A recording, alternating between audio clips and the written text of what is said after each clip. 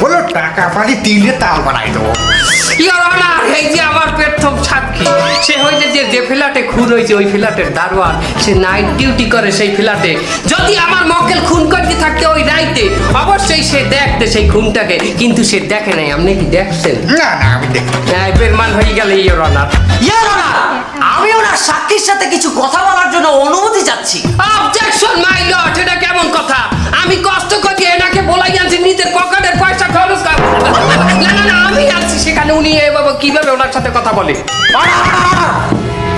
এই উকিল, দিয়ে দিন তুই ওরে। ও কি প্রশ্ন করে কি ঝেড়বে না? রায় তো আমি দেবো, তুই দে। হ্যাঁ, প্রশ্ন করুন। আচ্ছা, আপনি তো ওই আসামির বাড়ির দারোয়ান, তাই না? হ্যাঁ দারোয়ান। পয়েন্ট টু বি নোটেড মিলর, যখন খুনটা হয়েছিল, আই মিন 7:30 নাগাদ, আপনি তখন কোথায় ছিলেন? আমি ছিলাম।